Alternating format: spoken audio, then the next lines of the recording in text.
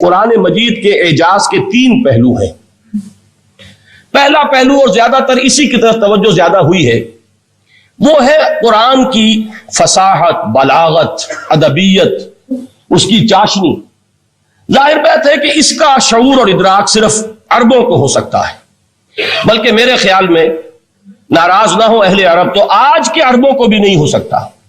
یہ اسی دور کے عرب، ان کی اپنی جو اس وقت کی زبان تھی، اس زبان میں فصحاء، بلغاء، شعراء، خطباء، ان کو اتنا ذوم تھا کہ وہ باقی پوری دنیا کو کہتے تھے یہ گونگے ہیں، بولنا ہمیں آتا ہے، خطیب ہم ہیں، شاعر ہم ہیں، خطبہ ہم دے سکتے ہیں، شعر ہم کہہ سکتے ہیں، باقی سب تو عجمی ہیں، گونگے ہیں، ان کے اندر نہ فصاحت ہے، نہ بلاغت ہے، نہ ان کے کلام میں چاشنی ہے، نہ اس کے اندر کوئی شکو ہے۔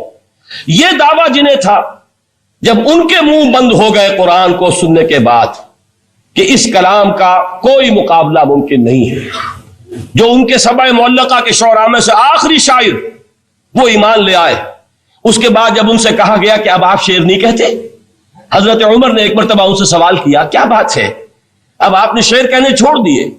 تو ان کا جواب یہ تھا اب بعد القرآن، کیا اب قرآن کے بعد بھی اس کا امکان ہے کہ کوئی شخص اپنی فصاحت اور بلاغت کا کوئی اظہار کرنا چاہے؟ یہ تو فصاحت اور بلاغت کی ایک معراج ہے کہ جس تک کہ اب کسی انسان کی رسائی ممکن نہیں۔ تو فصاحت اور بلاغت جو ہے قرآن کی اور اس کی ادبیت، در حقیقت اس کا ادراک تو ہو سکتا ہے صرف اہل زبان کو۔ ہم لوگ جو ترجموں سے پڑھتے ہیں، چاہے کتنی ہی گرامر پڑھ لیں، کتنی صرف و نحو پڑھ لیں، واقعہ یہ ہے کہ وہ جو ایک ہوتا ہے نفس پر جب انگلی آتی ہے تو جو ایک آپ کو فیل ہوتی ہے، وہ فیل ہم جو عجمی لوگ ہیں جن کی مادری زبان عربی نہیں ہے، وہ قرآن مجید کی فصاحت اور بلاغت کو اس طور سے نہیں سمجھ سکتے جیسے کہ اہل زبان سمجھ سکتے ہیں، اور خاص طور پر جیسے کہ اس زمانے کے اہل زبان نے سمجھا۔ آج چونکہ عربی زبان ویسے تو جو اس کی فصیح لینگویج ہے وہ جو کی تو اپنی اصل پر قائم ہے، اور وہ اسی قرآن کے طفیل اور قرآن کے صدقے قائم ہے، ورنہ دنیا میں کوئی دوسری زبان نہیں ہے کہ جو 1500 برس تک اتنی پیور رہ جائے، اس میں تبدیلی آتی ہے۔ قرآن کی جو اعجاز کے دو پہلو ہیں، وہ ہے در حقیقت جو میری اور آپ کی توجہ کے خاص طور پر در حقیقت حقدار ہے، اور ہمیں ان کی طرف توجہ کرنی چاہیے۔ بدقسمتی سے اس کی طرف عام طور پر علماء نے توجہ نہیں کی، اس کی صرف ادبیت ہی کا چرچا ہوتا ہے۔ اصل میں قرآن مجید علم انسانی کی معراج، فکر، فلسفہ، حکمت، قرآن کی ابدی حکمت، قرآن کا ابدی فلسفہ، قرآن انسانی مسائل کا جو حل دیتا ہے، قرآن نے سوشل سائنسز میں جس طریقے سے رہنمائی کی ہے، یہ دو پہلو ہیں اس کے اعجاز کے، جس کی کہ آج ہمیں ضرورت ہے کہ ہم اس کا شعور اور ادراک حاصل کریں۔ اس کے ضمن میں خاص طور پر علامہ اقبال کا نام لینا چاہتا ہوں۔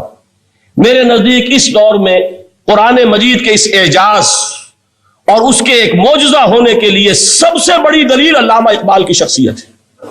وجہ کیا ہے کہ علامہ اقبال علماء کے طبقے میں سے نہیں تھے۔ ظاہر بات ہے کہ جن کا پورا جو ہے جن کی زندگی گزرتی ہو قال اللہ و قال الرسول میں، ان کے دلوں میں عظمت قرآن کی، ان کے دلوں میں حضور کی محبت، یہ تو سمجھیے کہ ہونی ہی چاہیے، ان کے شب و روز اسی میں گزرتے ہیں۔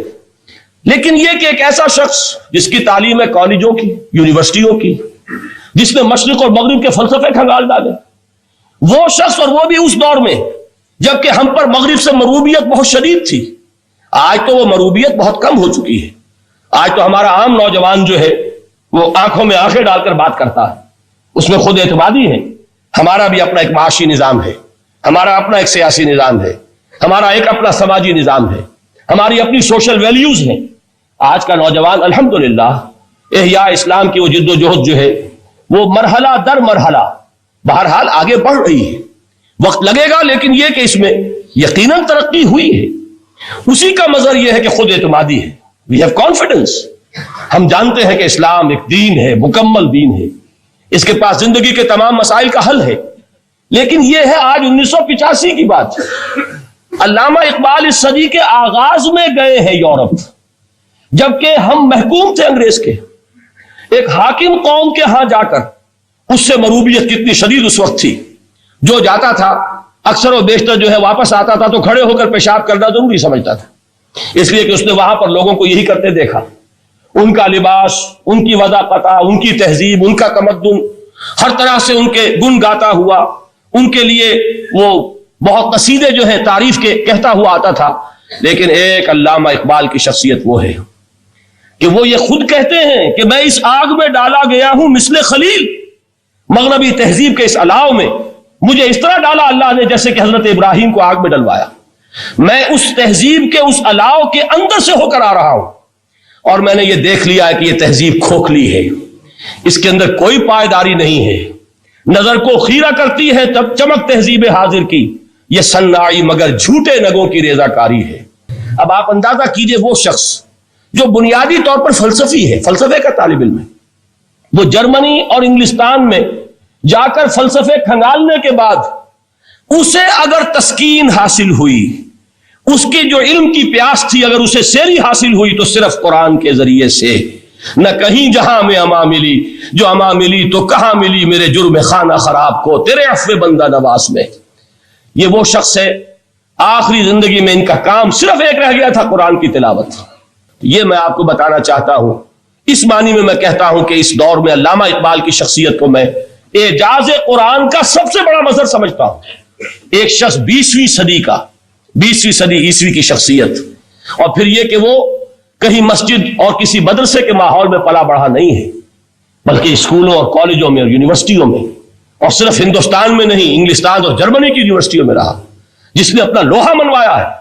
وہ شخص اگر یہ کہتا ہے کہ میرے لیے فکر کی بنیاد، میرے فلسفے کی سورس، میری تمام سوچ کی رہنمائی جو ہے وہ اس کتاب نے کی ہے، تو معلوم ہوا کہ واقعتاً یہ قرآن مجید آج بھی معجزہ ہے. یہ بات تو ہوئی فلسفے اور فکر کے اعتبار سے. دوسرا پہلو جو اپلائیڈ پہلو ہے اس دور کے اعتبار سے وہ اہم تر ہو گیا ہے.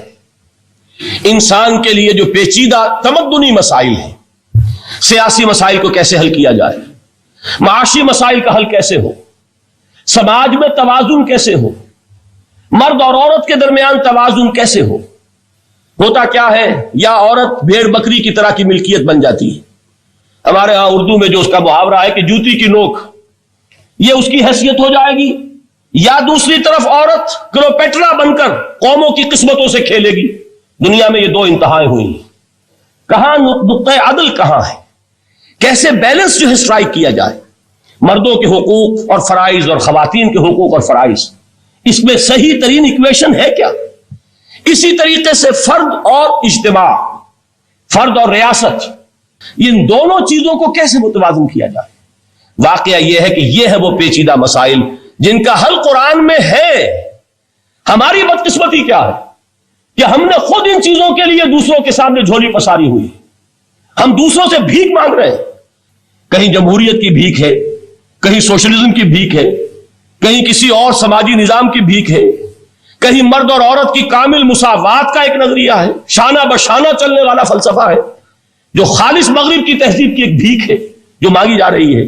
کاش کہ آج قرآن کے اس اصل اعجاز کی طرف، جو اس کا اصل معجزہ اس دور کے لیے، میں نے عرض کیا کہ اعجاز قرآنی کا وہ معجزہ کہ وہ فصاحت اور بلاغت کی معراج ہے، وہ یا تو اپریشیٹ کر سکتے ہیں اہل عرب، اور اہل عرب میں سے بھی حقیقت میں وہ جو قدیم جاہلی شاعری کے جاننے والے ہیں جو بہت کم رہ گئے، اب وہ جان سکتے ہیں کہ جب قرآن نازل ہوا تو کیوں زبانیں گنگ ہو گئی تھیں، کیوں کوئی ایک شخص جھوٹ موٹ کو بھی مدعی بن کر نہیں آ سکا کہ یہ میں نے قرآن کی جیسی ایک کتاب یا قرآن جیسی ایک سورت یا قرآن کی طرح کے چند جملے میں نے موضوع کر دیے ہیں.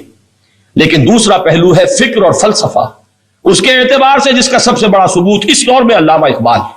اور تیسرا پہلو ہے Islamic social sciences, political science, economics, sociology.